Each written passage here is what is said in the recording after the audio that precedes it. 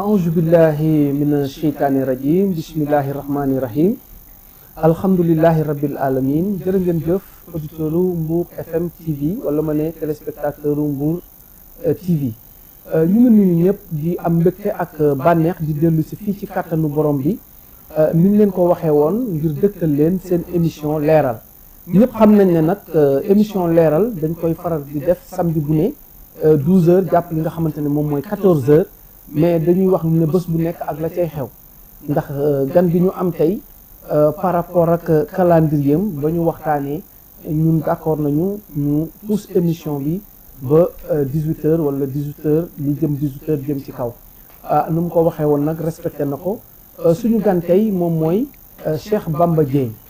Cheikh Bamba Dièye nag kenn dootu ko présenté sur le plan international sur le plan national muy benn doomu Sénégal boo xamante ne nii xam nañ ko ci li nga xam ne moom mooy géewu politique bi mu cosaanoo fu ñu naan Ndar xëy na dina ci ñëwaat nekk nag koo xamante ne aussi ràññeen nañ ko ci ay position yoo xamante ne nii daf koy jël saa su ne ci li nga xam ne ni moom mooy doxalinu réew mi ñu dalal ko fii tey ci Mbour FM may am mbégte aussi di ko wax ci ndorteel bi muy homme politique yi nga xamante ne aussi man bi ma yàlla booleeg ñoom ba léegi aussi nekk na nit yoo xamante ne am na lu ma gis ci ñoom ndax saa su ne Cheikh Bamba Dièye may fàttali ne suñu ñaareelu émission mu ngi nii fii ci nga xam ne moom mooy ci diwaanu Mbour muy koo xamante ne gis naa ne Sénégal ñor na ko ndax homme politique yu bëri jàpp nañ ne xëy na Dakar moom mooy affaire bi ñoom daal boo leen woowul Dakar yaakaar naa ne ñoom woowoo leen ci dara te nag yaakaar naa ne doon yi dafa changé léegi am na ñu ko comprendre am na ñu ko comprendre ndax foo waxee tey si àdduna bi nit ñi mën nañu la suivre fii ñu ngi fi waxee mais ñu ñuy suivre à travers si rajo bi fi naan Zeno rajo mu ngi de manière internationale ñu ngi ñuy déglu télé bi télé numérique la foo waay nekk mu ngi ñuy déglu donc yaakaar naa ne yooyu jeex na fi donc Cheikh ñu am mbégte ak bànneex di la dalal di la remercier aussi ci disponibilité bi ci turu direction rajo bi yëpp ñu bàyyi la nga nuyoog mbokki Mbour FM. jërëjëf Aliou maa ngi lay nuyu di la ziyaare di la sant di la gërëm di kontaan lool ci invitation bii waat nga xamee ni yaa ngi may dalal di nuyu mbokki Mbour yépp nag Mbour yi nekk ci biir Mbour ak Mbour diaspora bi jàll ci sénégalais yépp ak fu ñu mën a nekk di am mbégte lool di doon sa invité ci Mbour TV ak Mbour FM di ci profito nag di nuyu mbokki Mbour yépp rawes na si waa Tefes nga xamee ni samay mbokk yi si ëpp foofu la ñuy dal bu ñu ñëwee di nooraan fii nga xamee ni mooy ci géeju Mbour gi di ziyaare doomu Sénégal yépp te di am yéene partager ak Serigne Aliou suñuy préoccupation ci réew mi suñu xalaat ci réew mi suñu yéene ci réew mi pour que sénégalais bu nekk am confiance ci boppam sénégalais bu nekk gëm ni réew mu rëy la réew mi avenir bu am solo la am su fekkente ni sénégalais yi ak am nañu conscience ak itte ci li nga xamee ni mooy seen réew pour mën ko aar ci yenn dérives yi aar ko ci yenn tolof-tolof yi pour que ñu mën a dimbali suñu bopp dimbali suñuy doom de telle sorte qu'on puisse avoir un pays vraiment extraordinaire et un pays où il fait bon vivre surtout pour suñu ay doom ak ñi gën a néew doole ñi nga xamee ni ñoo gën a soxla ñu jàppale leen kon Aliou et je me mets à ta disposition. jërëjëf Cheikh ci introduction bi alors d'abord sama laaj bu njëkk moom mooy donte invité naa la lan moo wundu sabab dëggantaani njaay sax nga bëgg a ñëw Mbour nag pour wax ak waa Mbour. xam nga Mbour dafa di dëkk bu am solo ci Sénégal ndax dafa nekk ci kër si duggu secteur yi nga xam ne ñu ëpp doole ci koom-koom réew mi la région de Thiès. et je pense que ni tey jii boo gisee fulgurance au développement wu Mbour rek war na laa wone ni lu xew Mbour pratiquement mën nga wax ni law na ba yaatu ba dem ci biir Sénégal yépp rax si dolli Mbour gi sama soxna fii la dëkk donc je pense que c'est extrêmement important ma am fi cër ci samay wayjur ci samay papa ñoom Alaaji Xëy Fall ñi nga xam ne Tefes la ñu dëkkoon am fi ay nit aussi ay am di jàmm ay responsable ku mel ne Fatlaye Diop ak Pape Oumar Ndiaye ak ñeneen ak ñoom Cheikh Lo ak ñeneen ñu bare ñoo xamee ni macha allah ak sama papa Abdou Karim Dieye fii la dëkk am fi njaboot je pense que ni je me sens à l'aise c'était au Mbour et fréquemment aussi dinaa fi ñëw et occasion nga ma may pour ma mën a ñëw ci fi nga xamee ni loo fi wax rek wax Sénégal yëpp ndax bu dee mbay mi ngi fi bu dee napp mi ngi fi bu dee sàmm mi ngi fi bu dee interculturalité mi ngi fi bu dee secteur touristique mi ngi fi bu dee développement territorial mi ngi fi je pense que ni usine la bu am maanaa boo xamee ni mën nañ ci jaar décliner gis-gis ak vision boo xamee ni am nañ ko jëm ci développement wu Sénégal. alors pratiquement dañu gis Mbour ñu bëri dañuy wax ne Mbour tey dafa nekk ci Sénégal boo xamante ne ni Sénégal mënul dem sans Mbour bokk nga ci ñu gëm loolu. mais bien sûr xam nga développement bi am solo mooy développement bi nga xam ne du exclure dara du génne benn territoire au contraire dafay inclure territoire yépp ndax suuf soo gis dëkkuwaay boo gis dafa am potentiel bu mu am maanaam dafa am njariñ ak koom goo xam ne suñu borom daf ko fi def te ay la yoon xool tuuti rek di nga gis jàpp secteur touristique bi jàpp ci wàllu napp gi jàpp ci li nga xamee ni mooy arrière-pays yu réew mi ak ni nga xamee ni inclusivité bi am na ko interconnexion bi nga xamee ni Mbour am na ko position géographique bu mu am diggante Sine Saloum Kayor Dakar centre urbain Thiès beneen pôle urbain aéroport de Diass bi nekk fii on est au cœur de la machine économique sénégalaise et en conséquence de quoi on ne peut pas penser développement kenn mënul xalaat développement au Sénégal boo xamee ni Mbour di nekk au cœur des préoccupations et je pense que ni man li may prôné toujours mooy développement boo xamee ne doomu Sénégal fu mu mën a nekk de Fongolimbi à Tambacounda en passant par Ourossogui Matam Saint-Louis Kafountine ba ci Mbour gii ñu toog tey jii ñu am fii mbokk ak yéene ak yëg-yëgu ku nekk ci Sénégalais yi gis boppam ci li nga xamee ne moom la ñuy def et je suis très heureux parce que li lay wane ni sama connexion ak Mbour dafa am solo bokk na ci lenn li ma indi woon tey jii fekkee benn takk boo xamee ni sama benn xarit di sama rak dafa ko doon def fii ci dëkk bi muy doomu le professeur Serigne Diop Youssou doon takk soxna fii ci dëkk bi et je pense que ni pour wane ni que ni au-delà de l'homme politique je suis quelqu'un de très impliqué ci li nga xamee ni moo nekk ci biir réew mi de très impliqué ci dundinu doomu aadama yi et c'est tout ça qui fait que je pense que ni ku la wax ni Mbour mën na génn ci développement au Sénégal kooku nax na la bon c'est la réalité. alors ñu gis ne donte gars yi mu ngi taafantoo état mu ngi taafantoo Covid est-ce que gis nga le secteur touristique sénégalais yow globalement noo ko jàngate parce que bu ñu demee ci acteurs yi bëri na lu ñuy ñax. xam nga secteur touristique bu sénégalais moom vision ñàkk vision moo ko jàpp te kenn du wax développement touristique ci Sénégal te identifié woo Sénégal mooy lan parce que tourisme ak attractivité ñu ànd maanaam da ngay am lu rafet lu yéeg yu yanu maanaa lu jara wone lu war a tax nga mën see sukkandiku ba ay jàmbur yi mën a am intérêt si ñëw ci mais est-ce que environnement bi war a tax ñu tabax une politique touristique bu am maanaa Sénégal mi ngi koy def yaakaaruma ko et depuis déjà au moins plus d'une dizaine d'années et même ci jamono Abdoulaye Wade boo ko seetee président Wade tamit ci jamonoom politique touristique bu Sénégal desoon na bon je pense que ni depuis les années Diouf amuñu vision touristique la preuve bon c'était les grands investissements touristiques yi ñu am ci réew mi yi jara taxaw nga mën cee dut baaraam jamono Abdou Diouf la am donc tey jii pour ñu mën a am une vision touristique cohérente maanaam gis-gis buy développer tourisme bu cohérent da ngay jël Sénégal nag ci léppam doo xool Mbour rek c'est vrai que Mbour la ñu nekk tey jii mais da ngay xool Sénégal ci léppam xool atu yi mu am ndax tourisme ci lu mu mën ci demee lii la maanaam maanaam activité bu bees boo créé attractivité boo xamee ne da nga koy sos ci jamono ji wala ay aspect naturel yoo xamee ni ak ay prédispositions yoo xamee ni dëkk bi da koy am Sénégal am na géej Sénégal am na espace naturel am na ay sites yoo xamee ni li ci ëpp dañ ko classé au patrimoine mondial de l'UNESCO am na ay zone test ak zone terroir yoo xamee ni ay écosystèmes yoo xamee ni ay parcs nationaux yoo xamee ni am nañ ko wala ay réserves yoo xam ne yooyu yëpp ngay jël amalgamé ko boole ak le tourisme de manière globale l'histoire la culture le religieux ak chaque élément wu aada bi ñu am nga mën a jël loolu valoriser ko et sur cette base là nga mën a tabax une politique touristique cohérente day laaj en ce moment là nga ne sur le balnéaire qu'est-ce que je fais et comment je fais est-ce que suma perspective mooy capter le tourisme bas de gamme nga xamee ne day dem valeur ajoutée du bare touriste bii ñëw amul lu bare lu muy def ci kopp gafakaam bu ñëwee aussi lu la bàyyi lu bare wala da ngay cibler benn tourisme de qualité boo xamante dina la mën a permettre nga am projection sur tourisme intérieur réew mi ba pare mën a capter yi nga xamee ne mooy zone d'émission wu touristes yi muy benn ñaareel ba nga mën a xool du point de vue écologique du point de vue environnemental du point de vue historique qu'est-ce que tu as pour pouvoir être un élément boo xamee ne mën na dund ci biir histoire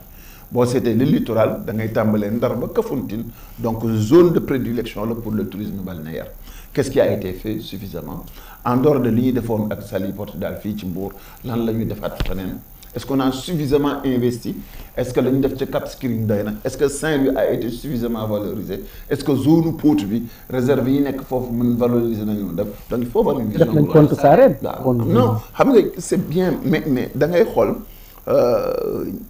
réew yi nga xamee ne dañu am une politique touristique bu wér bu wóor seeni projection du ay 300 000 touristes par an seeni projection c'est des millions de touristes France lu mu bon li ñu toll ci population 60 et quelques millions yi ñu toll dinañ ko am ci ay gan ñuy ñëw chaque année ci seen réew imaginez donc tey jii soo doon def toute proportion gardée su ñu amoon une politique touristique bu wér bu wóor war nañ mën a am ay projection wu 5 millions 10 millions de touristes par an alors là on parle de programme on parle de vision mais loolu daf lay wóor ni le balnéaire rek maanaam dem ci booru géej gi am plage du la ko jox il faut que nga développer zone terroir yi maanaam boo ñëwee Ndar par exemple nga ni fii patrimoine a ngi fii histoire a ngi fii leneen a ngi fii des sites classés ngi fii ay réserves yaa ngi fii parc yaa ngi fii nga développer un programme touristique adapté ak ci terroir boobu nga jógee foofu nga dem dans les cités religieuses par exemple dañu ne Touba 5 millions de personnes ñoo fa ñëw mais c'est du tourisme intérieur qu'est-ce qu'on y gagne est-ce que ñu ngi koy valoriser est-ce que élément la boo xamee ne dund nañ ko dund bu war a tax ñu jël ko comme un élément d'attractivité est-ce que statistique yi muy joxe inclure nañ ko ci suñu programme de développement touristique est-ce que dañ lee wala ñooñu dañoo jàpp ni bokkuñu ci touristes yi pourtant c'est des citoyens yoo xamee ni individuellement kër par kër li ñuy dépenser par année ab touriste du jógee tubaab du jógee France ñëw fii ci réew mi di ko dépenser c'est quoi le tourisme en réalité Aliou du ab boroom xaalis boo xamee ni day jóge barab ñëw ci sa biir réew dépenser fa xaalis bu dul jeex li Sénégalais yi di dépenser Tivaouane di ko dépenser Ndiassane di ko dépenser Touba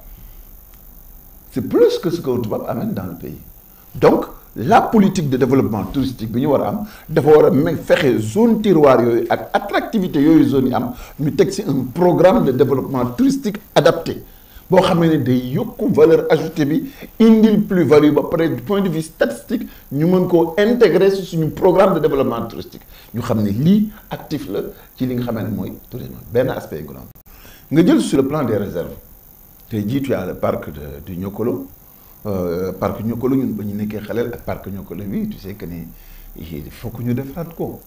il faut pas que la politique d'exploitation des mines ak yu demee noonu am un impact négatif sur la réserve et sur le développement de l'environnement et de la protection de la nature yi nga xam war nañ ko am est-ce que n'est-il pas encore possible réserve Bandiaye yu ñu am nii pourquoi pas au milieu du Ferlo mënuñu fa am benn réserve foo xam ne ni dinañ fa mën a recréer waat des espaces naturels pour que les grands fauves et les grands animaux yi nga xam ne ñoo daan démb ci doon def taaru Sénégal dellu si waat fa et autour de cela ñu mën fa am ay lodge ak ay hôtels yu war a mën a tax ñu capter aussi bien le tourisme intérieur que le tourisme extérieur la Casamance tout le potentiel qu'on a là-bas donc lii ñu am nii du sax embryon à mon avis d'un programme de développement touristique conséquent li ma lay wax man mooy ñu jël Touba jël Tivaouane jël Ndiassane jël feneen jàppale leen taxawu leen ba nga xamee ni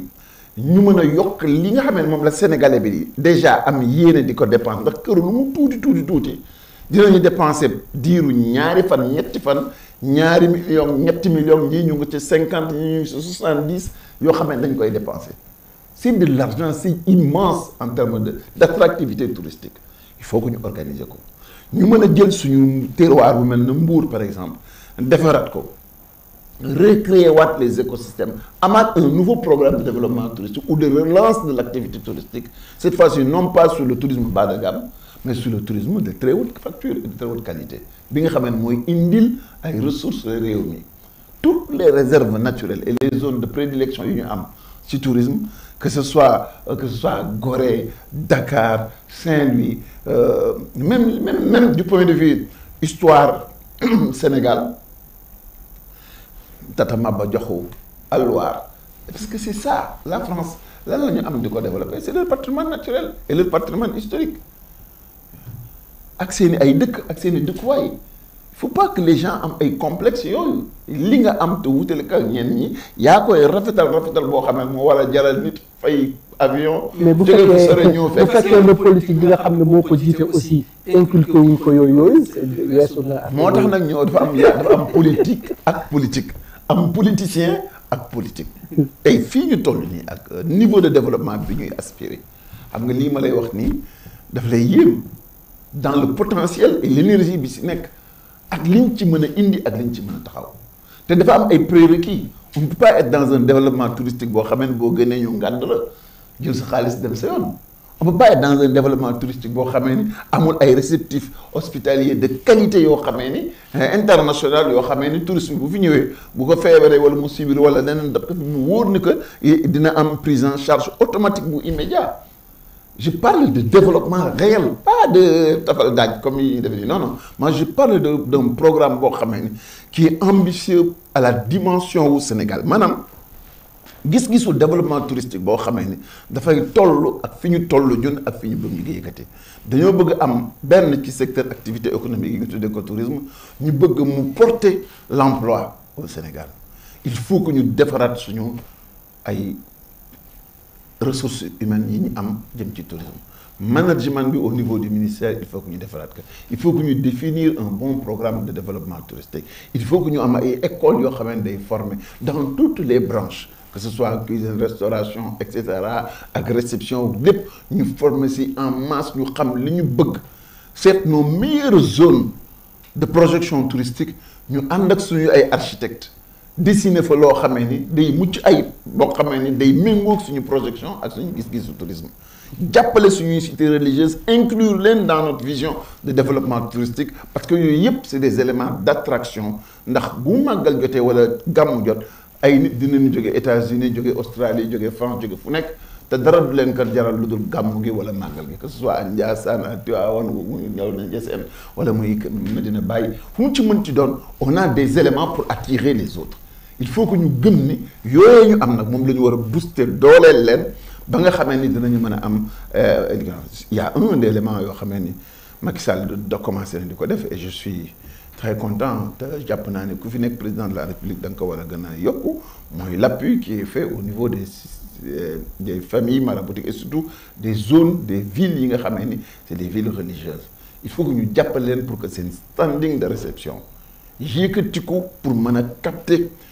plus de personnes et dans les meilleures conditions pour que mu mën a doon des éléments yoo xam ni dinañu pousser nit ñi à la consommation et l'économie à consommation ñoo ànd plus il y a de la consommation plus l'économie marche plus les taxes fonctionnent plus l'État s'enrichit donc c'est phénomène d'échelle la boo xamee ni je pense que c'est un secteur qui est insuffisamment exploité et je pense que ni un jour dinañu am ñu mën a kott mbaam yoo xamante ne ci liggéey ko jënd. waaw donte yéen moom xam naa satisfaire leen day jafe si opposition ngeen nekk souvent vous voyez du noir dans le. Non, à ce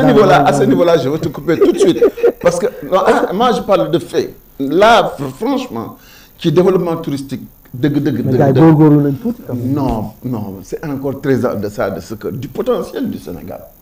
Mais ça va, comme le monde est un monde de vitesse, est un monde de travail. Si nous sommes il faut que nous liguions plus que nous.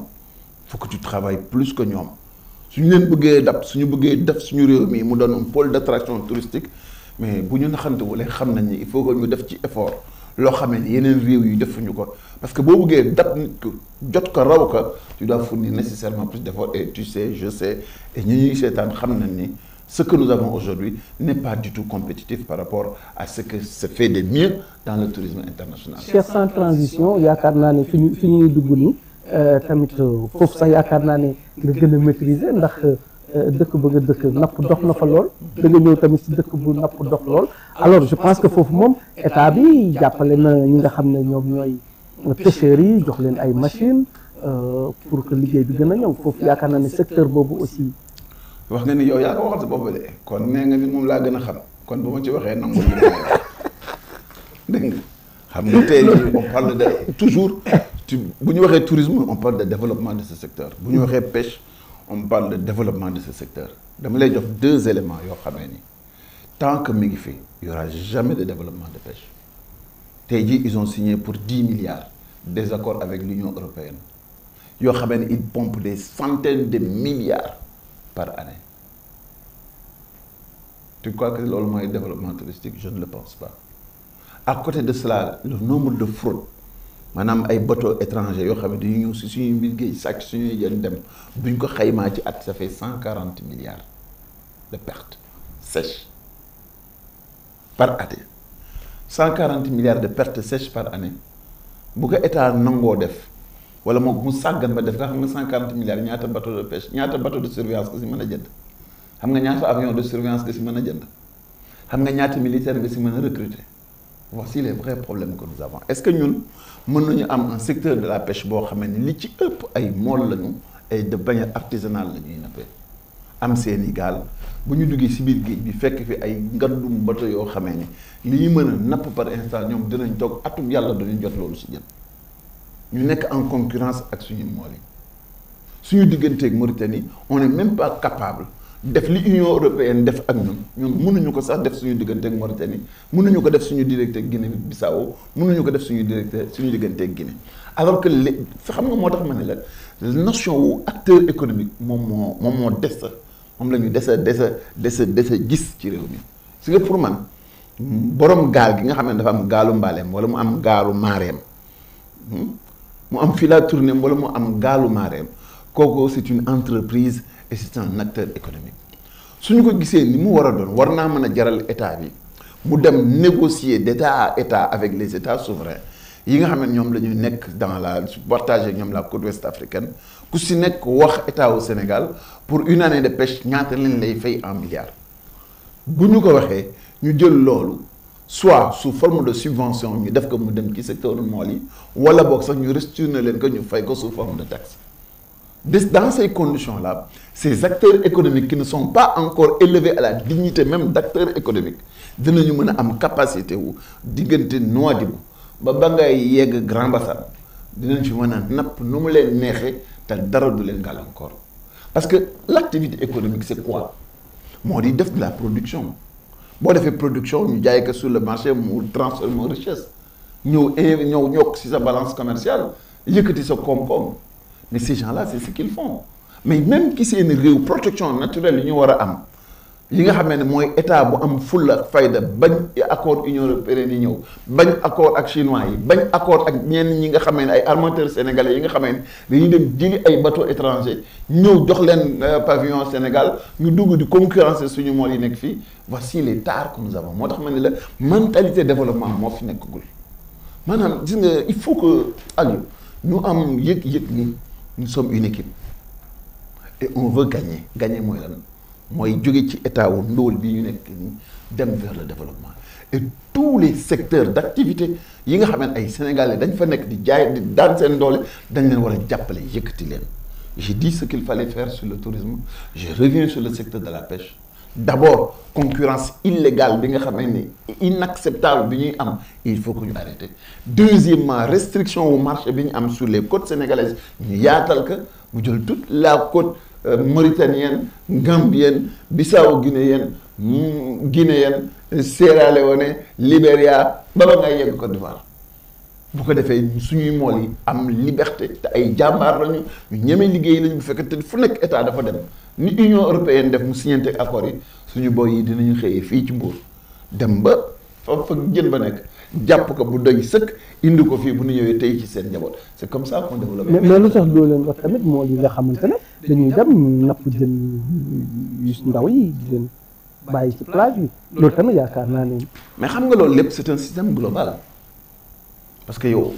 kii dem ci géej gi yow nga nekk fii ci sa télévision bi moom mu nekk si biir géej gi ak seen bi yére yi tooy xepp pendant une semaine 15 jours parfois tu crois que ni kooku dafay napp pour ñëw jël jën bi sànni ko ci mbedd mi su ko sànnee ci mbedd mi rek c'est que ci kaw bi mu fekk see état bi tegul lu war a tax ñu encaissé jën. noo def dugal ci état bi. non mais c'est la réalité parce que fii ay jinne yoreewuñu ñu de ay jinne yoreewuñu ñu on a un état ay gars yi boo leen waxee loolu sax ñu mer boo leen nee amuñu état dañuy mer ils disent ñoom ñëpp et moi le premier je dis qu'on a un état te genn fas bu ko sàngalulee awraan dàqalu ko weñ dagg sànni moo ci gën et il nous faut que cet état là prenne ses responsabilités on parle de programme de développement du secteur de la pêche comme du secteur de l'élevage mënuñu am développement comme de l'agriculture te amuñu ay unité de conservation gis nga c'est un secteur global le secteur de la pêche il faut que structure de financement yi taxaw boo xale yi bëggee gaal am ko te mu bañ a doon gaalu bant yi ñu ànd ñoom jàppale leen pour que fi modernité yegg tey jii ñu yegg foofu ñaar ñu encadrer leen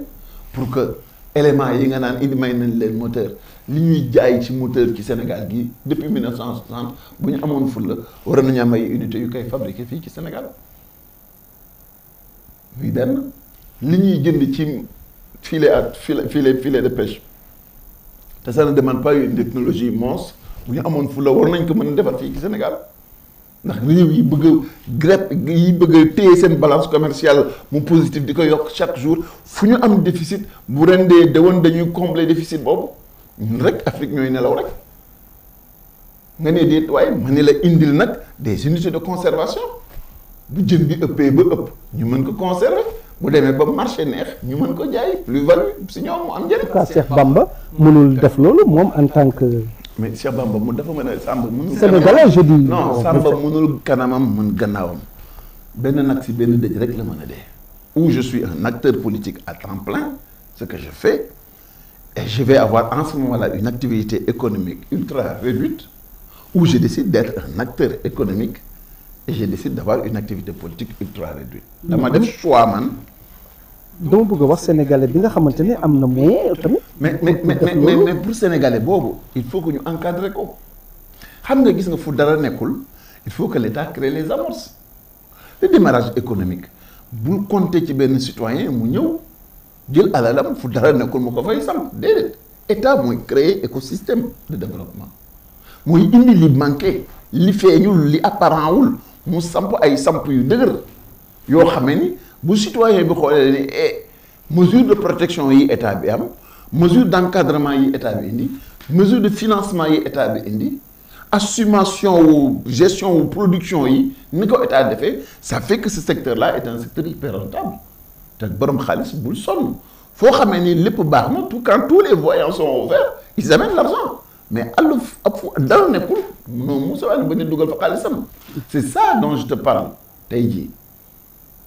ñu fàttali mbokk auditeurs yi que ne yéen a ngi suivre Mbour FM TV ñu ngi dalal Cheikh Bamba Dièye bu FSD/DG Cheikh gis nañu benn phénomène bu am fan yi pour parler un peu d'actualité ni affaire immigration clandestine suñu ndaw yu bëri ñu ngi des ci géej bi récemment Fass Boye gis nañu li fa xew gis nañu fan yi ñoom gaalu Mbour yi ñu jàpp ñu bëri ñu ngi vraiment muy mbir boo xamante ne phénomène bu doy waar la daal. xam nga phénomène boobu lenn rek que mën a dindi mooy un développement réel nga développement bu amee kenn du tal di jël risque du dem fenn fi nga nekk bu fekkee wóor na ne fa loo fa ji mu sax mais sa waay doo jéggi di dem feneen affaire yii ñuy gis yëpp muy immigration clandestine bi découragement bi si xale yi découragé ba mu jaral leen ñuy sóobu ci géej gi te mu wóor leen ni li chance bi ëpp bi ñuy mën a am mooy dee ci biir ndox mi bu ñu ko préféré ak réew mi ñu nekkee nii ça veut dire que ci réew mi ñu nekkee am na ay déficit yu bare lii dañuy wane rek li ma la doon wax ci développement touristique wax la ko ci développement pêche bi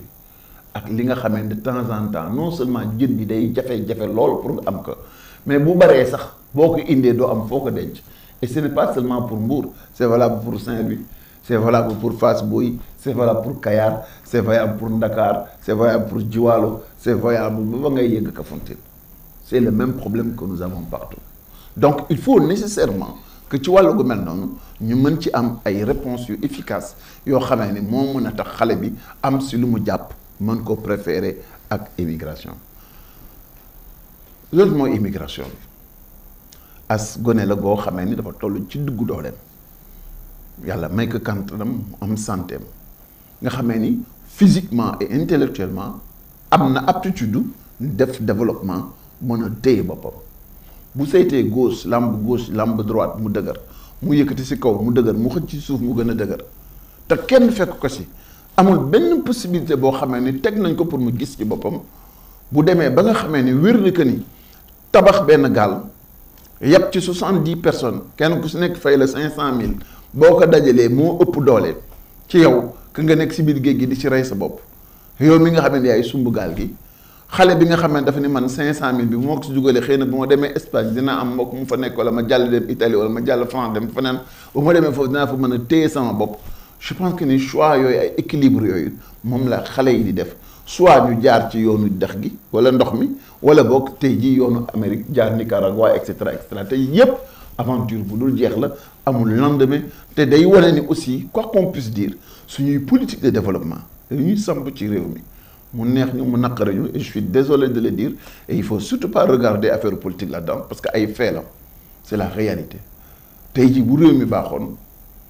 doo gis benn doomu Sénégal bu génn réew mi saa yu nit nekkee ci biir néeg ba saa dawee sa biir néeg ba génn ci jëm ci mbedd mi ça veut dire que bàyyiwul ci biir kër ga jàmm et ça c'est la réalité.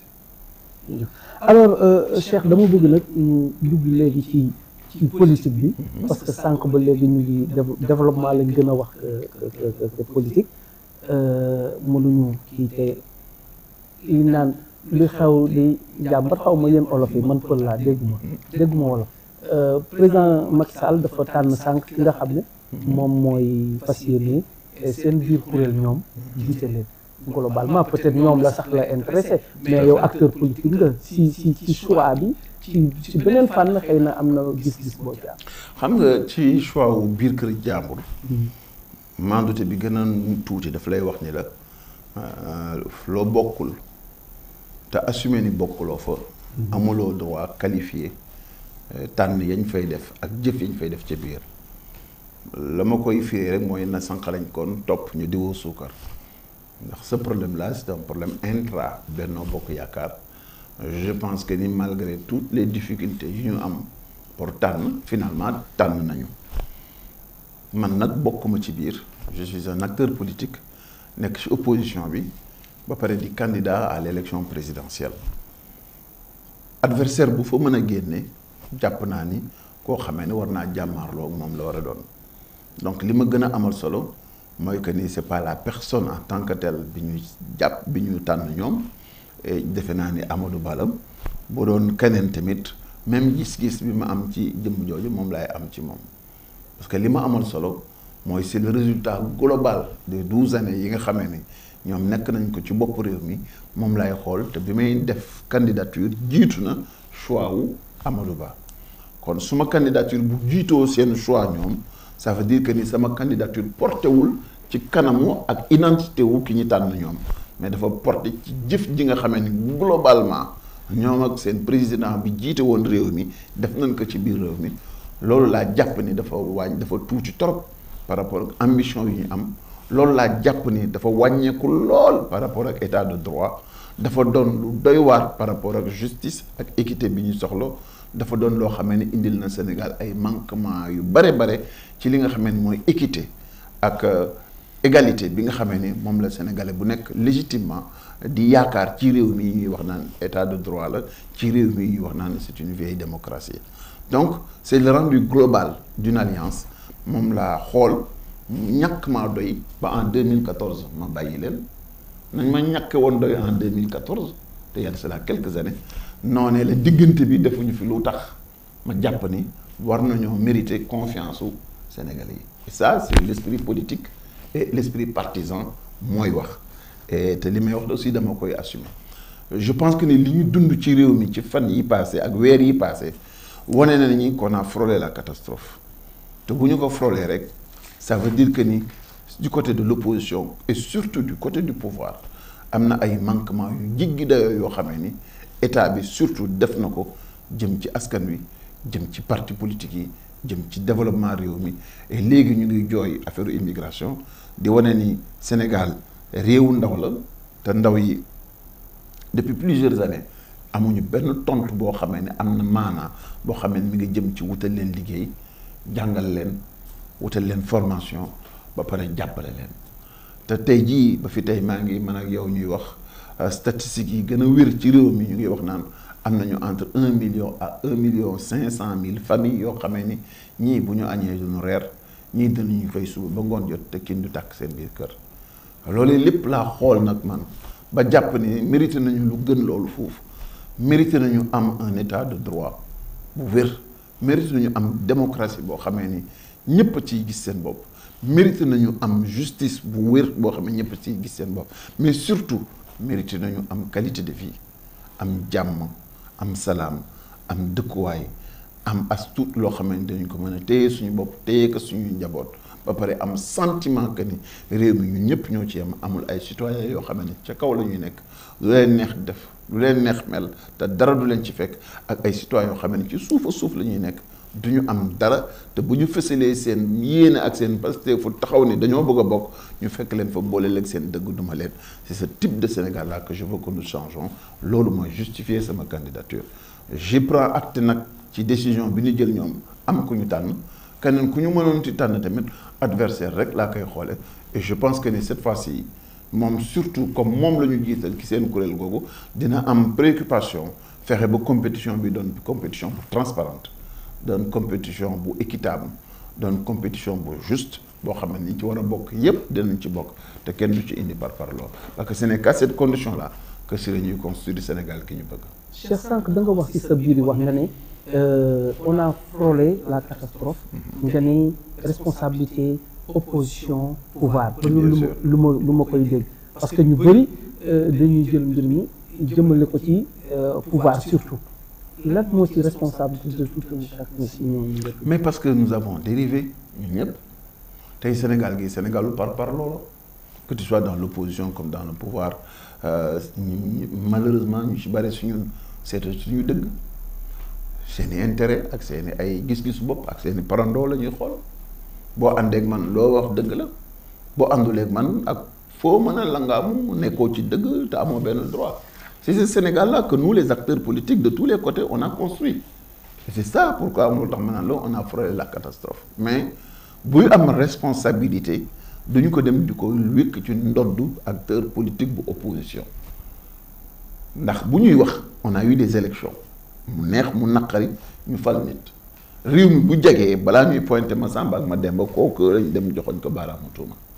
Nous avons été gérés pendant 12 ans par le président Macky Sall et sa coalition Benno Bokk Yakaar. S'il y a une responsabilité, su fekkee am na benn xeetu responsabilité première boo xamee ne war nañ ko indexer un acteur politique je pense que ñoom bu ñu ci jëlee seen wàll li ciy def dootul bareeti ndax ñoo am pour organiser justice bi pour mu tegu ci yoon ñoo am pour yemale doomu aadama yi alors qu'il n'en est pas le cas ñoo am pour construire développement réew mi sur des bases rationnelles et justes et efficientes te gis nañu yenn investissement yu bare c'est des investissements problématiques même si l'objectif est bon méthode yi ak finalité bi foofu la problème bi di nekkee et je pense que ni ci wàllu woowu soo ñu dajalee loolee lépp ak xastante bi saagante bi te saagante bi ça va dans les deux sens xastante bi ça va dans les deux sens ñàkk ànd ak sago bi ça va dans les deux sens et je pense que ni Sénégal bi ñu bëgg ñun Sénégal bi ñu war a tabax mooy Sénégal bi ñuy boole ñun 18 millions de Sénégalais yi Sénégal bi nga xamee ne day jël dëgg nonobstant même le fait que ma bokk fii wala ma bokk fale mu arbitré diggante Sénégalais yi Sénégal googu moo mën a liggéey Sénégal moo mën a delloowaat espoir ci réew mi moo mën a créer conditions yu war a tax xale yi dootuñu sooboo ci biir géej gi di wute leneen parce qu'il faudra bien en ce moment-là que ñu créer ay conditions yu war a tax nit ñi am liggéey ay conditions yu war a tax xale yi bu ñu waree jàng ñu jàngal leen si anam yi mu gën a rafete ay conditions yu war a tax balaa ñuy jël cër génn cër di ko jox nit ñu vérifier ndax am na aptitude yu war a tax ñu jox ko moo tax ma indi ñetti principe yoo xamee ni man Cheikh Bamba Dièye moom laa bëgg gouverner Sénégal bi si njëkk mooy méritocratie méritocratie mooy lu ñu fiy jox cër nit rek na fekk mu am capacité yi pour mën ko def am jaar-jaar gi pour mën ko def ndax Cheikh Ablaye daf ma daan wax ni li yàq Sénégal dañuy jël cëru jàmbaar jox ko yaafus di jël ciru borom xam-xam di ko jox cuune mais dans ces conditions là même si tu as les plus beaux programmes du monde du am résultat du am njeexit parce que si management beeg pilotage bi ña fa warul nekk rek ñoo fay nekk. Deuxième principe mooy la certitude de la sanction ñaata yoon nga fi gis nit toj kees dugg lu ci yoonam nekkul tooñ ba dugg biir barab vocal benn seconde lay dugg prison génn ñu ne feebar na ñu yóbbu hôpital ñetti fan après nga gis que mu nekk ci mbedd mi juróomeel fan ba nga gisal que ci télévision yi muy joxe ay leçons de morale c'est quel pays ça est-ce que lu modèle yooyu la ñu bëgg suñu doom yi topp est-ce que dañoo yaakaar ni nit ñooñu bu ñu amee promotion boobu que xale yi duñ leen jël comme référence wala duñu jël ci loolu koy faral di gis non bul nit ci yéen non c'est pas yéen politiciens yi il y a des gens qui font ça et c'est pas juste que ngeen maas noonu gi mais non mais yow xam nga ni tey jii xam nga yow lan fi dénk yow lan mooy sa profession journaliste est-ce que dama mën a wax ne journalistes yëpp sont corrompus non et j'ai pas le droit de le dire non j'ai pas dit que non déedéet dama lay wax rek il faut que je te fasse justice bu fekkente ni yow Aliou yaa ngi def sa liggéey consciencieusement même bu fekkonte ni ci biir corporation bi yëpp yow rek yaa ko ciy def amuñu droit ni yéen journalistes yi nii ngeen mel c'est un raccourci très dangereux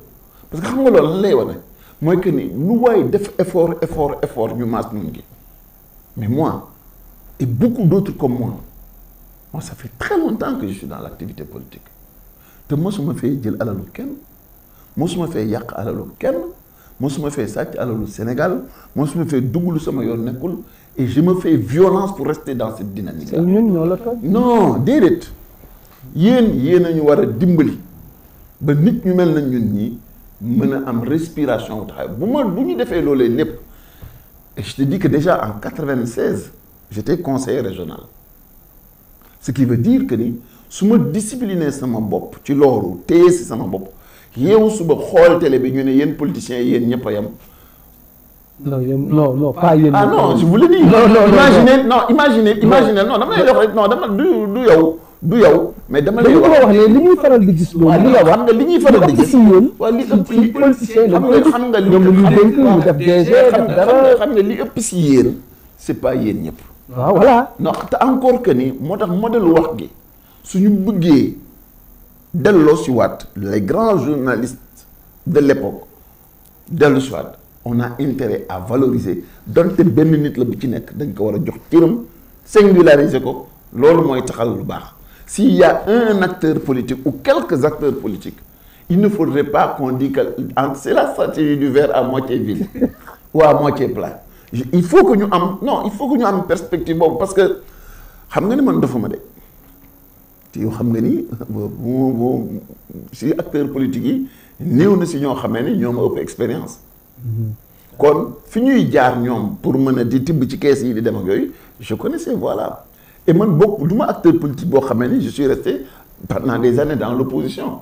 j'ai eu à gérer pour le compte des citoyens ce qui veut dire que ni kon ñu mel na man quoi qu'on puisse dire ñu ngi fi et suñu bëggee defar réew mi on a beaucoup plus intérêt à regarder dans la direction de ces gens-là parce que plus que ñu éviter di maas noon gi plus on donnera des chances à des gens comme nous parce que gis nga affaire bi dafa métti trop Aliou xam nga tax mu métti ndax jël alalu jaambur moo gën a yomb lépp ndax baax ci sa alalu morom dafa yomb trop et malheureusement su fekkente ni li ñuy taggee nit ñi mooy ñu jël alalu réew mi di ko maye ci kanamu nit ñi ñu def leen ni ñoom ñooy acteurs politiques yi ñoom ñoo tekki jamais au plus grand jamais on gérera ce pays dans les conditions et il y a des gens comme moi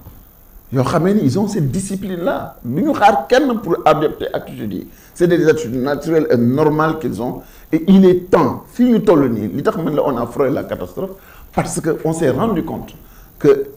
bu ñu amee njiit yu matadi ala kulli xaal liñ ñuy defloo lu matadi lay doon bu ñu amee ay njiit yu mat ala kulli xaal liñ ñuy defloo dinañu mataaleel réew mi et c'est extrêmement important que au jour où nous en sommes aujourd'hui ñun ñëpp ñu constaté loo ni que ni xaw ma lan la ñu soxla ci jamono yi mais on a besoin d'un acteur politique et d'un futur président de la République boo xamee ni paaseem démbam dafay leer nañ pour que mu mën a dalal xelu nit ñi ci ay aptitudes yu mu mën a am pour liggéeyal Sénégal waaye bu fekkente ni sa démb diil la démb dóor la démb njublang la démb sàcc la démb yàq la ala kulli xaal bu ñu la bàyyee tamit nga nekkaat ci bopp réew mi on ne fera rien d'autre que consolider le mal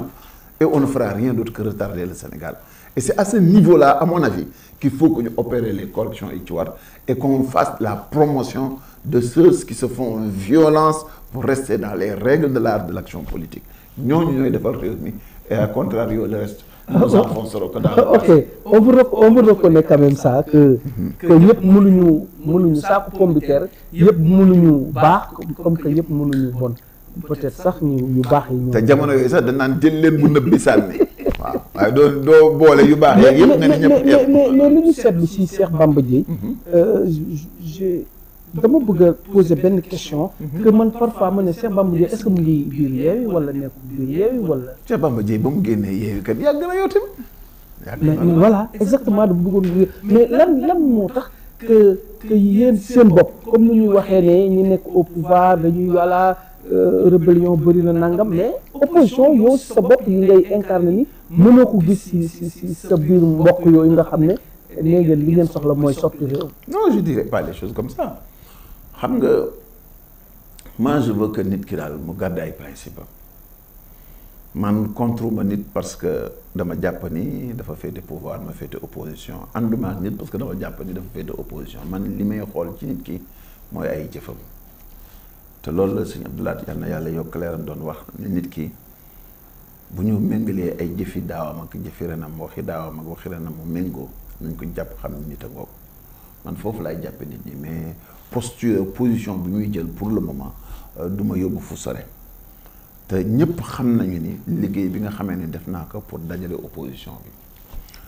bi ñu koy dajalee je pense que ni loolu moo nekk à la base fondation wu Yewwi Askan Wi bi muy juddu Yewwi Askan Wi kenn tuddeewu ko parti sàngam wala parti nangam on avait compris dès le départ que ni foog ñu fàtte suñuy bopp fàtte suñuy parti pour jublu cette fois-ci Sénégalais yi moo tax baat bi ñëw te amoon solo loolu am doole loolu moo tax ñu mel na man tabax ko parce que je pense que ni architecture Yewwi Askan Wi ma Samba defaru ko ma Demba yu defaru ko man mii maa ko defar ndax acte premier yi ci am muy TDR yi nga xamee ne moo def l'unification de l'opposition ba pare nekk à la base du M2D ma Samba bindu ko ma Demba bindu ko man mii maa ko bind donc c'est cette idée de base là bi nga xamee ne moo doon méngoo préoccupation sénégalais yi mooy nan la ñuy fexe bay faciliter leen la tâche bañ leen obligé ñuy tànn entre ma Samba ak ma Demba dem leen ngeen dajaloo mais dajaloo leen ci dëgg c'est ça qui m'a amené dans Yewwi Askan Wi mais le jour où j'ai vu que ni li may bañ ci Macky Sall gis naa lu toll noonu baa lu ko ëpp ci biir Yewwi en termes de manque de transparence de manque de générosité de manque de discipline de rigueur et de respect surtout de la charte fondamentale j'ai pris mes responsabilités ndax man lu ma nangulul Macky Sall benn jaam ci Sénégal gi du muusa waane ba ma nangul la ko et je toujours dit que ni su fekkente ni dans l'opposition on est incapable de respecter notre parole ça me posera beaucoup de problèmes pour croire un instant que ni bu ñu demee au pouvoir dinañu am aptitude yooyu et tout m'a donné raison pour la bonne et simple raison que bi ma ci génnee jël ci sama ay distance tooguma di xarab kenn parce que je pense que c'est inutile dama dem toog jàpp sama njàmbur et le résultat final muy guerre fratricide bi xew léegi à l'intérieur de Yewwi prouve que j'avais vu juste et que j'avais même anticipé ci xeex inutile boobu nga xamee ni xëy na ñàkk ji siis ak ñàkk xam li waral Yewwi juddu moo leen ko yóbbee et c'est quelque part même ce qui les a complètement fragilisés ndax man li ma gëmoon mooy écosystème boobu ñu créé woon tant que nit ñi ñu ngi ko doon préserver fàtte seen bopp pour dundal écosystème bi ndax li wér gu wóor mooy plus que écosystème bi gën a màgg plus que parti yi si nekk gën a màgg bi ñu demee ba fàtte loolu ku nekk fàttaliku sa bopp fàttaliku sa parti fi la ñu xaajaloo te booy xeexee nag bu paree diviser wu seen biir facilement vous lui donnez plus d'opportunités pour mu mën leen tasaare plus d'opportunités pour mu jote leen tant que ñu ngi doon rester ensemble nekk benn jàpp naa ni kenn mënul woon jot ci kenn te suñu déggoon daaj dëgg-dëgg dinañu xam ni il fallait ensemble qu'ils restent ensemble quoi qu'il en soit pour mën leen qualifier ñoom ñëpp tey diviser voici malheureusement et je le regrette beaucoup Ousmane est dans des conditions yoo xamee ni warul woon mën a nekk si les gens avaient joué le rôle tel qu'il faisait et tous les autres aussi ne sont pas gagnants dans cette affaire-là parce que tey jii ku nekk yaa ngi sànni baat sa morom si ñoo xamee ne démb ñoo bokkoon ndey bokk bàyyi je trouve ça très déplorable. mais boo waxee ne ci position ci nga génn gis nga li ngay gis kon ça veut dire que kon mën nañ jàpp ne façon opposé bi mën nañ wax ne Sénégal amul opposition wala ni ñu bëggoon opposé wu yow ci loolu nga gisul sa bopp. non Sénégal kay am na opposition nag moom waxtaan wax dëgg sa la am na opposition bu mat sax am na nit ñoo xamee ni depuis booy ba léegi ñu ngi ci te li ñu naan kon bàyyiwuñu ko à un moment donné nag de l'histoire am nañu ay mal donne wala ñàkk dégg politique surtout ak ñàkk dégg maanaawu Yewwi Askan Wi boo xamee ne ku nekk dem nga si ba si jamono commencé di am ay préoccupations personnelles te ak ambition personnelle te ambition mook bëgg-bëgg a yem te wolof nee na bëgg-bëgg mooy capitaine borom lu ko fekk maaj loo ko donc loolu je pense que ni mooy li sànq cette belle énergie et cette belle initiative qu'a été Yewwi Askan Wi et s'il y a un regret vraiment à avoir c'est que sama gars yi suñu déggoon ni ñu waroon déggee dañu xamee ni lépp leen boole woon pour que ñu bañ a teqali ko benn yoon ak lu mu métti métti devrait s'accrocher les uns aux autres parce que dañuy daal di def boole tuur wala boole naan te loolu moo doon sabab moo doon véritablement les liens de solidarité de solidité bi nga xam ne moo war a nekk à la base de Yewwi Askan Wi bi ñu ko ñàkkee gëm mais ils se sont auto-fragilisés. alors dafa am sumay confrères yu ne ma bu ñu fàttalikoo tuuti Cheikh Bamba Dièye ci ay jamono ba muy dem def na fi loo xamante ne dina des ci taarix dem ci palais bi après gis nañ loolu nekk na loo xamante ne ñu bëri doon nañ ko def après su ma juumul est-ce que yaa ko njëkk a def bon ñu gis ne opposition radicale boobu noonu après gisatuñ la ci pratiquement sur le combat yu mel ni liberté des droits humains au Sénégal confrères yi nee nañ daal loolu bëgg nañ la wax. non en fait je pense que man j'ai jamais changé parce que nañu revisité waat ensemble puis li nga événement bi ngay wax ça s'est passé en 2011 ñu àndandoo ñun ñëpp dem 2012 et j'étais candidat ñu rayante on a créé les conditions de l'alternance ñu dem alternance 2014 ñu dem élection locale li ma la doon wax ni bëgg-bëgg mooy capitaine borom les ambitions aussi bien dans Benno Bokk Yaakaar et ailleurs se sont fait jour et non pas dans le sens de la construction wala demul ci sens sax compétition bu normale mais jaay doole ak kilente eh bien moi j'ai pris mes responsabilités en 2014 j'ai quitté le gouvernement 2014 bi ma quitté gouvernement bi gis nga toutes les personnalités sénégalaises yi nga xamee ni état songu na leen dans des conditions injustes seen combat man maa ko assumé woon je te rappelle le cas de Khalifa Sall gis nga si xare bu rëy bi ma ci def aussi bien à l'Assemblée nationale en dehors et à l'intérieur de l'Assemblée nationale. Tu as vu aussi que le combat que j'ai mené en 2021 pour créer le M2D bi nga xam ne moo nekk à la base de la marche ak des départs bi ak ñafe bi ñu ñafe ba Ousmane Sonko génn ci kaso bi ci détention bi mu nekkee woon je pense que ni yàlla dimbali na ma bokk naa ci acteur politique yi nga xamee ni sama histoire dafa méngóog ak modèle bi ñu ma jàngale politique Cheikh Abdoulaye daf ne ma politique mooy sàkki ay pexe yu dagan ngir jëriñ sa askan. Moi je pense que ni ma première réussite ce n'est pas ñaata ndombo tànk lay takk sama réussite bi gën a am solo et c'est ça qui me fait vivre c'est que je veux vivre pour qu'au soir de ma vie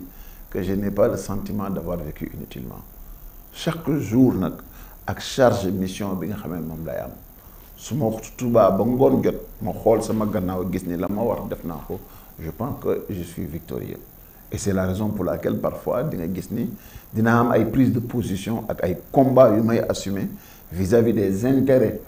pas de mon parti mais des intérêts d'un acteur politique qui n'est pas de mon parti ba yenn saa yi sax nit ñi dinañ def ay erreurs di jàpp ni dama bokk ci parti boobu ngi demee noonu non c'est parce que j'ai horreur de l'injustice mënuma ak xajoo ci Sénégal gii ñu fiy tappale ak di jaay doole et man je veux que les Sénégalais qu'on xam ni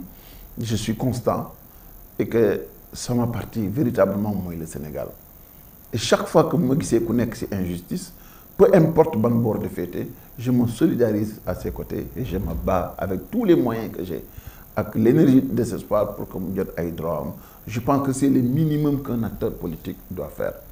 Et ainsi donc en fil en aiguille man bokk naa ci Sénégalais yi nga xamee ni bu ñuy xool seen gannaaw politiquement mën nañu am yaakaar ni Sénégalais yi duñ leen jéppi ci seen jëf, duñ leen jéppi ci seen i kaddu, duñ leen jéppi ci seen i ay action. Yàlla suturaal na ma ba chaque fois qu'il y a des moments majeurs dans la vie nationale dinaa ci génn def ci jëf joo xamee ni doon jëfi yàq, doon jëf juy tasaare, mais doon jëfi borom xam-xam lay doon d'abord, mais jëf joo xam ne day am impact bu jéggi dayoo ci réew mi parce que lépp lu may def balaa ma koy def dama koy natt mesurer ko à l'aune de mes responsabilités, maanaam dama koy natt par rapport ak sama cër ak sama dayoo ci biir réew mi ma bokk si nit ci nga xamee ni defar rek moo leen war, defar dans le sens de l'intérêt du Sénégal, defar dans le sens de l'intérêt des Sénégalais, féete toujours du côté du citoyen et ci combat yi nga xam ne moom la ñu war a def. Maa ngi ci sant yàlla bu baax a baax et je pense que ni entre ba may yeew sama bopp à l'Assemblée nationale ba bi may def dernier débat pour dialogue national bi, je pense que c'est le même Cheikh Bamba Dièye qui est resté là. mais ci foofu sax laa jëm parce que bi nga demee dialogue bi yow dem nga dialogue article 87 bi lan mooy problème bi da consensus amul. non xam nga d'abord dañuy ñëw ci motivation wu dialogue bi. C'est vrai que ni c'est le président de la République moo ko woote ci conditions yu doy waar yoo xam ne gis nañu ni réew mi dafa soxla woon ñu toog waxtaan ndax ay nit yu bare faatu nañu ci yàq-yàq yu dul jeex am na ci Sénégalais yi nekk nañu dans un désarroi impossible mu xar kanamu Sénégal daal jaaxal nit ñi loolu mu am déception bu jéggi dayo boo xam ne daf ci nekk et je pense que ni loolu moo tax bi mu wootee dialogue bi ak lañ cee ñàkk am confiance yëpp ndax dafa amoon dialogue yu ko jiitu woon te indiwul résultat ñu ne situation bi fii mu tollu tembe ci réew mi quelle que soit motivation yi tax Macky Sall woote pour dialogue ñun am nañu responsabilité pour dem ca ngir waslu ci àq ndax am réew dina am foo xam ne bu fa tollee dañuy lu waaye ngankoon da nga koy xaw a bàyyi tuuti pour ñu jéem a sekki ay solution ndax wolof moo ni taal bu tawee tàkk côté bu nekk nga koy uppee ba ma cay dem aussi la ma ca yóbbu woon mooy créer les conditions pour requalifier tous les disqualifiés. Malheureusement man ak yow ak sénégalais yi ñuy seetaan gis nañu ne c'est pas ce qui s'est fait. Je suis très déçu nag à ce niveau-là parce que waxtaan fa dëgg sa la man ba may dem ci dialogue boobu dama bëggoon mu inclusif ma bëggoon fa ñu wutalee solution Karim Wade wutal nga Khalifa Sall te ëpp ñu mérite Ousmane Sonko te ñoom ñett ñëpp ñuy ay citoyens di ay boroomi parti ñoom ñett ñëpp ñu boole ndoo leen ñoom ñëpp nekk ci situation bu xaw a jagadi ak la justice sénégalaise. Je pense que s'il y a des leviers qui sont actionnés pour qualifier ñenn ñi levier yooyu waroon naa yaatu si on parle vraiment bu ñuy waxante te waxante dëgg rek levier yooyu waroon naa yaatu ba donte Ousmane Sonko bañ na ni du ñëw ñu intégré ko si biir ndax les lois de la République dañu war a doon loi yoo xamee ne du indi sette te dafay doon loo xamee ni doomu Sénégal yépp si gis seen bopp te malheureusement lii ñu def nii dafa mel ne taxas jëmale boor et s'il y a un aspect vraiment regrettable ci li nga xamee ne mooy dialogue bi je pense que ni ci loolu la quand bien même que ni à côté il y a eu beaucoup d'autres améliorations yoo xamee ni c'est pas à rejeter, c'est des éléments importants de ce que nous devons faire pour qualifier suñu réew. mais réeróo bi c'est article 87. réeróo yi moom du si ñàkk ah du si ñàkk il faut que Sénégalais yëpp xam ni malheureusement dans tout ce que nous faisons au-delà de l'intérêt supérieur bi ñuy am pour tranquilliser réew mi ak jàmmal Sénégalais yi il reste là toujours que c'est des acteurs politiques ñooy agir et quand ils agissent souvent dans le sens de ses intérêts et loolu mooy tax affaire yi di am ay limites objectives yoo xamee ni dina ko génne ci li nga xamee ni mooy élément de préoccupation yi ñuy am. ok dañu faral di dégg sànq sax xaw nga ko junj tuuti Cheikh Bamba Dièye dafa faral di wax dans un pays où la partisanerie règne en maître genre terme da nga tàmm di ko wax. alors Sénégal fu mu toll tey ñu bëri ñu ngi wax en Afrique nous sommes un modèle de démocratie mais jàpp naa ne ak sa wax boobu xawul la. non amul contradiction parce que un modèle de démocratie c'est vrai que ne suñu jaar-jaar ci démocratie yeneen réew yi amuñu ko et jusqu'à preuve du contraire ba fi tey jii ñuy wax ni malgré toutes nos contradictions on préserve l'essentiel mais du tere ñu ne cette vitrine entre guillemets de la démocratie est en train de se lézarder et de se fissurer parce que am na yenn coup de boutoir yoo xamee ni ak jëf yu ñaaw yoo xamee ni il faut que ñu nekk ay dof dëgg wala ñu nekk ñoo xamee ni dañuy bañ a gis dëgg pour mën a wax ni que ni lii ne xew ci Sénégal normal na durant les 5-7 dernières années gis nañu ni bu wér que ni la loi dañ koy instrumentaliser dans les compétitions politiques le parrainage en est un exemple très précis la justice dañ koy instrumentaliser ci li nga xamee ni mooy action politique yi situation au Khalifa situation au Karim et situation actuelle Ousmane sont là pour témoigner de cela gis nañu aussi ni règle de droit yi ñuy am on est à géométrie variable ndax boo gisee ni ñu disqualifié liste Yewwi bi ci élection législative yi ba pare qualifié waat liste département yi da ngay xam ni il faut être vraiment sénégalais pour agir de la sorte mais yooyu yëpp day wane suñu état réel de démocratie fi ñu toll ak besoin bi ñu am pour yëkkati suñu niveau surtout si côté ñi féete pouvoir bi pour que vraiment règle de droit yu ñu am ak ni nga xam ne noonu le ministère de l'intérieur wala nekke quelqu'un boo xam ne day faciliter di organiser les élections te bañ a nekk arbitre je pense que ni on a beaucoup de travail à faire à ce niveau là dañoo am démocratie boo xamee ne xëy na yeneen réew yi yegg suñu foofu mais man ak yow ak ñi ñuy seetaan defe naa ne suñu ambition gën na kawe foofu li ñu amagum ci démocratie te li ñu amagum ci démocratie au vu de ce que nous avons vécu durant les dernières périodes gis nañu ni am na ay manquements yoo xamee ni vraiment suñu nandite ak suñu dayoo ci àddina waroon nañu permettre ñu dépasser ko. man dafa am benn problème bu ma am dama koy faral di seetlu damay gis que ni souvent ñu ngi jàpp nit ñi bu fi def dara ñu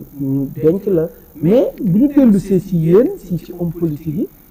kuñ ci jàpp tëj ñu ne tëj ñu la si yow yuuxu bi day bëri pourtant ñu ngi tëj ñu chaque jour ci ay faits. mais xam nga loolu li koy indi yëpp day am ay faits yu koy wane day am ay faits dafay am ay nit tey jii cas boo ci génne ci cas yi nga mën a tudd muy ay acteurs politiques parce que il faut que ñu tàqale ñaari mbir saay-saay bi nga xamee ne dafa fekk ci benn bataille politique mu dugal ci lu ci yoonam nekkul dem taal bus ay nit dee si wala ñëw fekk bibliothèque université wala fekk barabu jàngalekaay wala boog fekk BRT foo xamante dañuy fay dañu nar a engagé xaalisu Sénégal foofu mu ñëw yàq ko kooku moom atteem bokkul ak système politique bi ak xeex politique bi kooku atte yàqkat lañ koy atte avec toute la sévérité de la loi te en tout cas c'est pas moi qui va les défendre loolu moom dafa war a leer naññ parce que moi je fais la différence bu mu leer naññ entre ñiy màggal ak ñiy raas déem muy benn. mais bu boobaa fekkee sax ba attends beneen wàll bi mooy les acteurs politiques am na si ñoo xamee ni loo leen mën a reprocher lu dul ay acteurs politiques lañu yu bokk ci benn parti mënoo am beneen argument boo leen indil wax nañu benn wax jëf nañu genn jëf ci cadre politique bi ñu fekk leen ci loolu te duñu benn duñu ñaar duñu ñett duñu ñeent ñu leen ràpp ci biir kaso bi loolu nag ak lu nit muus wala bëgg defar mënoo leen classer par perte et profit ndax ay borom yu bakkan lañu ay citoyen lañu ay responsable lañu am tur am sant am fu ñu féete am fu ñu bokk jaay doole fekk leen ci ñu nekk ci dëgg ñu boole leen seen dëgg nu ma leen nga alors où on est dans une démocratie ou on ne l'est pas su fekkente ni dañoo nekk ci démocratie lan mooy ndeyu pour benn kaddu ñu yenu nit ni ko ràpp ci biir kaso bi même kaddu boobu jógee ci parti pouvoir te dara du leen ci fekk yooyu la nit ñi di dajale di ko teg ci balance gis ni boo féetee ci côté opposition bi day diis loolu am dog-dog yu métti yu la ciy dab boo féetee ci pouvoir bi dara du la ci fekk yooyu mooy réalité bi li koy indi nag mooy parparloo li ma la doon wax léegi li ko indi yàq réew mi mooy esprit partisan bi nga xamee ni moom la ñu bëgg gouverner action politique gis nga njiit dafa am dimension boo xamee ni tant que yeggugu fa mënagul consolider état de droit c'est vrai que ni institution yi c'est bien organisé architecture état bi c'est bien organisé mais lay tax muy manqué comportement doomu aadama yi nekk ci institution yi mooy manqué lay tax muy mat nag mooy nga am njiit yu mat, un homme d'État comme il faut bu melee na mu war a mel dafa war a mën a encaisser toog ci kanamu télévision am ca biir bureau am ca biir palais présidentiel gis nit di ko wax lu mel nap xeme mais teg ko ci règle pratique politique ak concurrentielle yi nga xamee ni moo nekk ci biir réew mi mu muñ ko ngir démocratie mu muñ ko ngir cër bi ñu ko jox mu muñ ko ngir charge yi mu àndal tant que yëgaguñu si niveau boobu pour mën a am nit ñoo xamee ni seen taxawaay dina mën a tax ñu ràññee ñi ànd ak ñoom ñi leen contre ak ñi seen yoon nekkul ku nekk muy veiller ci say àq ak say yelleef on n'a pas encore un état de droit consolidé et c'est à ce niveau-là qu'on a un problème parce que les institutions sont tellement bien organisées que boo nekkee un homme de travers mën nga ko travestir globalement boole ko jël dooley état évoquer l'état de droit la primauté de l'état surtout pour damm ay nit te ça c'est le plus mauvais aspect de ce que c'est que l'activité politique. Mais Cheikh, man j'ai envie de te poser une question. Est-ce que tey Cheikh Bamba Dièye FSD/BJ parce que day def politique rek am na droit mu ne yéen Alioune Ba yéen xale yi gën leen taal leen dëkk bi def leen est-ce que tamit non kenn loolu moom xam nga gis nga dama bëgg mu leer nañ kenn amul droit boobu et je pense que ni ba ma ci nekkee ba léegi dégg goo man Cheikh Bamba Dièye ma génn ni jóg leen taal leen exemple non dama non parce que exemple yi tamit bala muy am doole ñu jël activité nit ki te bañ ko def ay théorie c'est les faits et la pratique politique jour boobu may décidé di takk sama bopp à l'Assemblée nationale j'avais plusieurs choix woote marche wala woote manifestation wala jéem a toj wala jéem a nangam mais li ma gënoon amal solo mooy deux choses atteindre objectif bi may wut mais def ko dans les conditions yu war a tax ñu préserver l'essentiel dans la République te loolu charge homme politique la question de dimension la kii def politique moo war a xam moom mii def politique fan la toll ak ñoñ bi xanaa déggoo ci dialogue bi li ma wax président Macky Sall boole ak acteurs politiques yi yëpp dama ni ko yow sa activité ci réew mi lu mu am njëriñ yow en commençant par yow ak ñeneen ñi nekk ci sa gannaaw yëpp di ay acteurs politiques kenn si yéen defagul ci réew mi lu war a tax benn nit faatu fi et c'est ça la réalité un homme politique la tax ñu naan jëfam di ko sant di ko gërëm ci jëfam mooy mu am la préoccupation des intérêts du Sénégal et du citoyen tant que mënuloo ci li ngay def préserver l'essentiel sa maturité politique am na lu ci manqué donc de ce point de vue là maturité politique ak xarañu politique manqué na bu rëy ci état parce que quoi qu'on puisse dire suñu tegoon affaire yi ci règle yi yemale doomu aadama yi démocratie bi law na mu waroon a lawee ñu bañ a indi parrainage bañ a téye carte xale yi bañ a di làq doom di dóor doom bañ a dundal li nga xamee ne moom laay dénoncé ci sama livre bi ma def en 2017 ni Sénégal ñeenti ñii moo ñu yàqal bëgg lu yomb daw res fan sàcc ak faral tooñkat mosoo dégg loolu de Aliou te yéen ñi may seetaan kay dama leen di laaj ndax loolu yàqul Sénégal te loolu boo demee ci biir gouvernement bi activité yu mel noonu moo ci gën a bare bëgg lu yomb xam nga mooy lan mooy da ngay fekk koo xamee ne amul maturité bi amul xam-xam bi amul dayo gi mu ne par force dañ koy nommer ministre wala par force dañ koy def DG wala ñu dénk ko loo xamee ne mënu ci dara waaw daw res quand il s'agit de prendre ses responsabilités devant Dieu et devant les hommes les gens dañuy delloo gannaaw fan sàcc mooy tey jii naka nga gën a mën a toje Sénégal waaw mën a dóor gars yi jël la aj sa kaw yaa fi gën boo melee na man nag nga xamee ne alal jàmbur bàyyi fa la tudd ñu ne kii dafa dof wala dafa nay wala dafa nangam wala dafa nangam alors qu'il n'en est rien parce que man fa ma dëkk sa genda dañuy baax si alalu jàmbur ñëpp nga man waaw man la léegi kon fan sàcc moo tax les plus grands détourneurs de la République te ma xoosi la yéen journalistes yi moom ngeen di ubbil seen plateau yi te en France il y a eu le cas de Jérôme Cahuzac xam nga lañu ko doon reproché surface bi mu jël rek ci appartement am dafa ëpp foofu li nga xamee moom la ñu may ministre loolu lañ ko wàccee te booyoo ba léegi dootoo gis benn télé bu mu toog di waxee fan sàcc nag moo tax nit day dóor lu rëy bu génnee nag bu màggalee ñu ne màggala mu fi gën bu wootee yéen ñëpp ngeen daw wuy jëkk defal ko direct mu nekk ci lépp ba pare bu ëllëgee ngeen naan politiciens yi ñëpp a yam yéen tamit seetaat leen seen bopp. Cheikh alors juste des na benn ñett ñi laa la wax dama ne la daw res bëgg lu yomb fan sàcc et le pire des pires mooy faral tooñkat waaw Sénégal li ko yàq dañ naan da ngay am dëgg du wóor ni tu as la vérité lii ngay reyante nii dëgg la le F24 par exemple tu crois que ni c'est normal que ni fu mu waxee ni nañu marche ñu ne ko du fi marché c'est juste ça loolu dëgg la mais nañ ko wax et c'est ça le problème que nous avons nan la ñu mën a nekk ci réew mu am une catégorie d'individus lu ñu yëkkati ñu ne leen déedéet lu ñu bëgg a wax c'est pas vrai bu ñu waxee c'est pas vrai bu ñu nooyee ils n'ont même pas le droit de respirer et ensuite on nous dit qu'on est dans un état de droit on nous dit que ñu ñëpp ñoo yem tu penses que ni ñu nekk M23 yëpp ay terroristes F24 yëpp ay terroristes kon man mi terroriste la yaakaaruma ko et tous les Sénégalais sont convaincus que duma ko wax duma ko def donc yooyu ne àlleen moo ñu gangréné et il faut que ñu def une révolution intérieure